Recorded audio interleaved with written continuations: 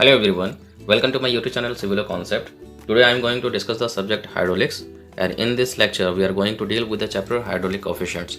तो इस चैप्टर में हम लोग आज क्या देखने वाले हैं कि what is orifice, what are the types of the orifices and what is vena contracta, what is hydraulic coefficients और इस hydraulic coefficients को हम लोग लेबोरेटरी में किस तरीके से डिटरमाइन करते हैं, तो इन सभी के बारे में हम लोग इस चैप्टर में डील करने वाले हैं.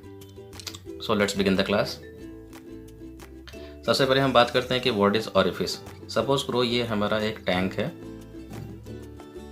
और यहाँ पर एक ओपनिंग दिया हुआ है.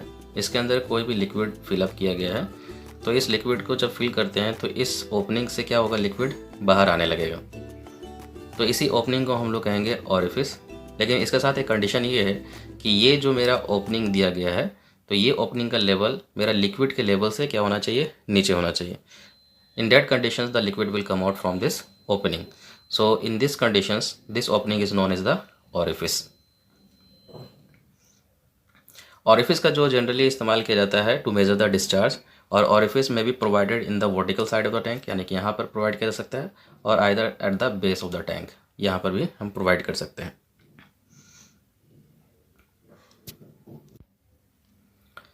चलिए अब हम बात करते हैं कि orifice के कितने टाइप्स होते हैं. ऑरिफिस का जो टाइप है वो डिपेंड करेगा, जैसे कि what is the shape of the orifice. Orifice का शेप क्या है. जैसे फॉर एग्जांपल अगर हम बात करें यहाँ पे कि ऑरिफिस का शेप मेरा जैसे सर्कुलर हो सकता है, रेक्टेंगल हो सकता है, स्क्वायर शेप का हो सकता है, या ट्रायंगुलर शेप का हो सकता है. तो जिस शेप का होगा तो ऑरिफिस भी उसी अकॉर्डिंगली हम लोग उसको डिफाइन करेंगे. जैसे अगर ये सर्कुलर शेप का हो गया तो हम इसको कहेंगे सर्कुलर ऑरिफिस. अगर ये ट्रायंगुलर शेप का है तो उसको कहेंगे हम ट्रायंगुलर ऑरिफिस. यानी कि ये हमारा शेप के अकॉर्डिंग डिफाइन हो रहा है.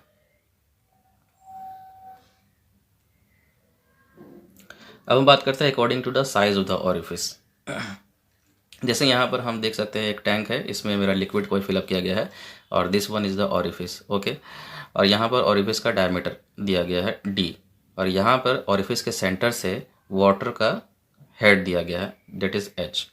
अगर मेरा वाटर हेड ग्रेटर देन हो 5 times of the diameter of the orifice, then that orifice is known as the small orifice. And if the head that is water level from the center of the orifice is less than 5 times of the diameter of the orifice, then it is known as the large orifice. हम बात करते हैं according to the shape of edge. Edge के shape के according भी orifice को define किया गया है. जैसे यहाँ पर हम लोग फिगर में देख सकते हैं कि ये जो एज है मेरा शार्प एज है, तो इस कंडीशन में ये जो ऑरिफिस कहलाएगा शार्प एज्ड ऑरिफिस कहलाएगा. यहाँ पर हम देख सकते हैं ये जो एज है मेरा बेल माउथेड है, तो इसको हम कहेंगे बेल माउथेड एज्ड ऑरिफिस. और यहाँ पर देख सकते हैं कि ये जो एज यहाँ का प्रोवाइड जो किया गया है शेप या स्क्वायर शेप का है, तो हम कहेंगे स्क्वायर एज्ड ऑरिफिस.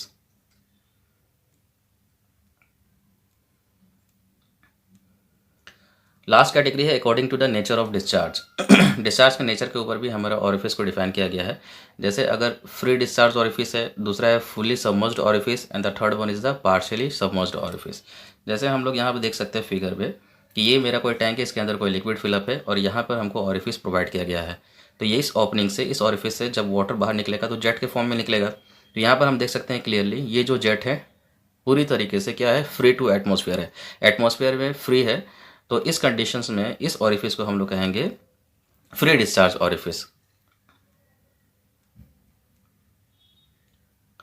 हम यहाँ पर देख सकते हैं सबमर्ज्ड ऑरिफिस की अगर बात करें तो यहाँ पर ध्यान दीजिए कि जैसे ये टैंक है, इसमें मेरा लिक्विड फिलअप है और यहाँ पर ऑरिफिस प्रोवाइड किया गया है.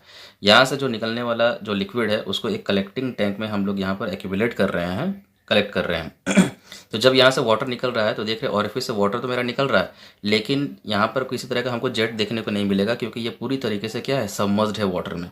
तो इसको हम लोग कहेंगे इस कंडीशंस में इस ऑरिफिस को हम कहेंगे फुल्ली सबमर्ज्ड ऑरिफिस. अब इस टैंक में हम देख सकते हैं कि यहाँ पर भी क्या है कि लिक्विड यहाँ पर फिलअप किया गया है और यहाँ पर एक कलेक्टिंग टैंक है.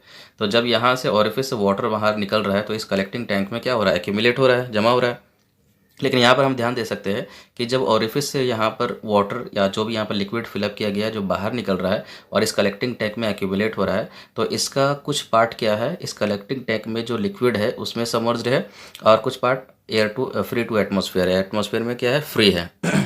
तो उस कंडीशन में ये देखिए, ये जो ऑरिफिस से निकलने वाला जो जेट होगा, ये कुछ उसका पोर्शन, कुछ भाग इसका लिक्विड में डूबा हुआ होगा और कुछ भाग इसका फ्री होगा एटमॉस्फेयर में। तो इस कंडीशन में इस ऑरिफिस को हम लोग कहेंगे पार्शियली सबमर्ज्ड ऑरिफिस। तो इस लेक्चर में हम लोगों ने देखा कि ऑरिफिस क्या होता है, ऑरिफिस के प्रकार कितने होते हैं और किस अकॉर्डिंगली ऑरिफिस को उसके काइंड्स को डिफाइन किया गया है। So that's it for today's class. Thank you.